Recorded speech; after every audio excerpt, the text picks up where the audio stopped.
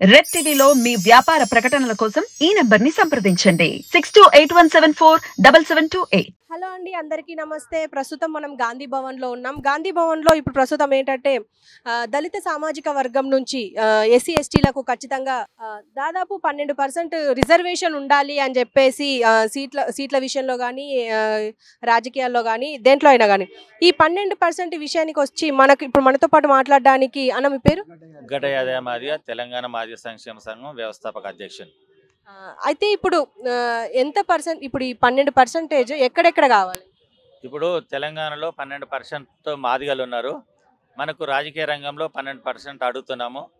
ఏంటంటే శాసనసభ ఎలక్షన్స్ అయిపోయినాయి, ప్రభుత్వం ఏర్పడ్డది.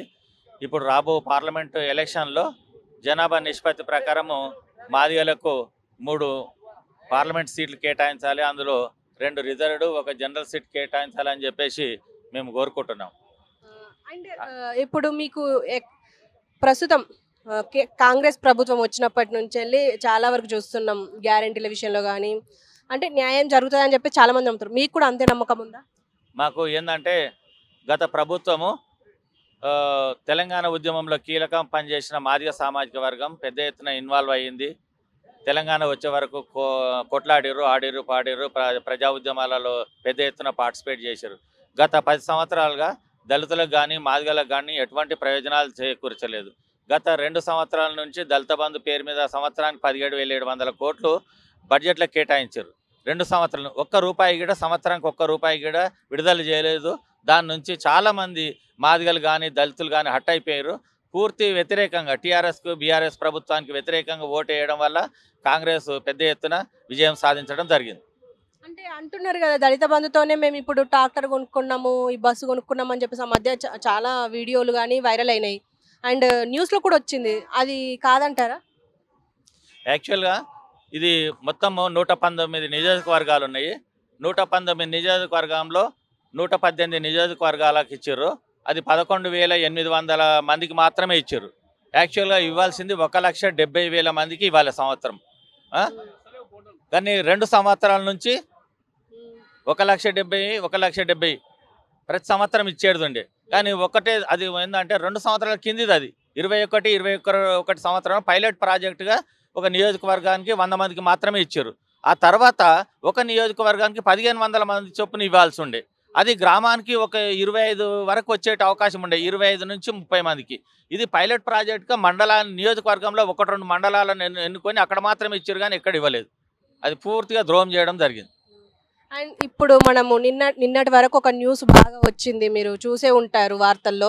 ఉప ముఖ్యమంత్రి బట్టి విక్రమార్కను చిన్న స్టూల్ పైన కూర్చోబెట్టారు.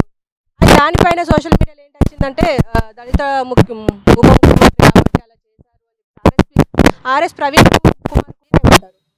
యాక్చువల్ ఏమైందంటే ఉప ముఖ్యమంత్రి గారు పెద్ద సీట్ మీద కూర్చున్నారు. పక్కన బట్టి విక్రమార్క గారు కూర్చునేది పక్కన ఇంకో స్టూల్ చిన్నగా ఉంది, అక్కడ కూర్చున్నారు. అవతల పక్కన కొండ సురేఖ గారు కూడా ఉన్నారు, వాళ్ళు కూడా అట్లనే కూర్చున్నారు. ఇంకో ఫోటో చూస్తే, సోషల్ మీడియాలో చూస్తే, ఒక ఫోటోలో ఏమైందంటే కోమటిరెడ్డి వెంకటరెడ్డి గారు కింద కూర్చున్నారు, రాహుల్ గాంధీ పక్కన కూడా బట్టి విక్రమార్క కూర్చున్నారు. రాజకీయాలలో అది మనం ఒక పెద్ద సీరియస్, అది కావాల్సి చేసిందని మేము భావించట్లేదు. రాజకీయాలలో అటువంటి కావాల్సి చేసి ఉంటే బాధపడాల్సిన విషయం. కొన్ని సందర్భాల్లో కోమటిరెడ్డి వెంకటరెడ్డి గారు కూడా కింద ఉన్నారు, ఈయన పైన ఉన్నారు. మేము ఆ విధంగా చూడట్లేదు. ఏదున్నా కానీ ఫర్దర్గా ఏంటంటే ఇటువంటి విషయాలు దళితులు సీరియస్గా తీసుకుంటారు. ఆత్మాభిమానానికి ఎక్కువ చూస్తుంటారు. అందులో మనం ఆత్మాభిమానం దెబ్బతిన్నట్టుగా అందరూ భావిస్తున్నారు. అది అందరికీ కూడా కొంచెం బాధాకరమైన విషయం. కానీ ఫర్దర్గా కూడా మళ్ళీ ఇంకో వేరే దగ్గర శ్రీరాముల వారి పూజోత్సవంలో కూడా పార్టిసిపేట్ చేసి అక్కడ అందరు కూడా సమానంగా కూర్చున్నారు. దాన్ని మేము ఫర్దర్ కూడా ఇటువంటి, ఎందుకంటే ఉప ముఖ్యమంత్రి లెవెల్లో ఉన్నారు కదా, మంత్రులు పైన కూర్చొని ఉప ముఖ్యమంత్రి గారు కింద కూర్చొని పెట్టడం బాధాకరమైన విషయం మేము గమనించాము. ఫర్దర్గా రేవంత్ రెడ్డి గారు, సీఎం గారు ఇటువంటి మళ్ళీ రిపీట్ కాకుండా చూసుకుంటారని చెప్పేసి, దళితులను హట్ చేయకుండా ఫర్దర్గా ప్రికాషన్ తీసుకుంటారని సందర్భంగా అతనికి మేము మనవి చేయడం జరుగుతుంది. అండ్ ప్రభుత్వం వచ్చి కాంగ్రెస్ ప్రభుత్వం వచ్చి 100 రోజులు అవుతుంది. ఇప్పుడు రేవంత్ రెడ్డి గారు కూడా ఇప్పుడు ముఖ్యమంత్రిగా 100 రోజులు అవుతుంది. అంటే మీకు ఎట్లా అనిపిస్తుంది రేవంత్ రెడ్డి గారి పరిపాలన? మీకు ఎట్లా? ఇప్పుడు గతంలో మనం చూస్తే రేవంత్ రెడ్డి గారి ప్రభుత్వము ఇంకా ఇప్పుడే 100 రోజులే అయింది కాబట్టి మనం పెద్ద ఎత్తున ఇప్పుడు గతంతో ఇప్పుడు పోలిస్తే ప్రజలతోని రియాక్ట్ అయ్యే పద్ధతి చాలా బాగుంది.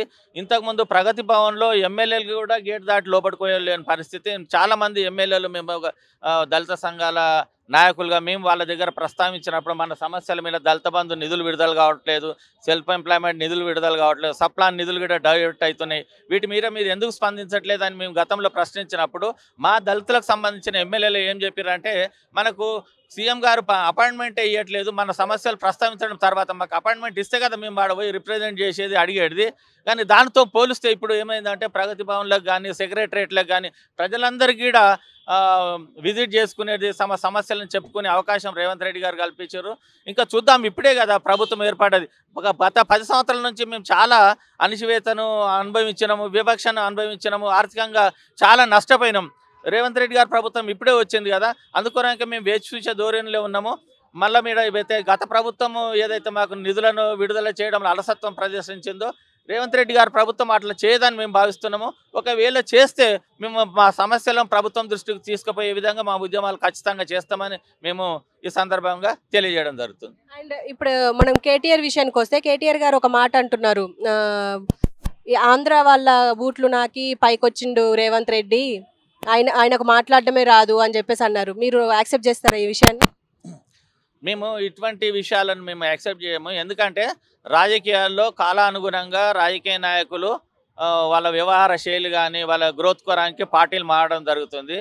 రేవంత్ రెడ్డి గారిని అనే ముందు అంతకుముందు గత సీఎం కేసీఆర్ కూడా తెలుగుదేశంలోంచి వచ్చిన వాళ్ళే.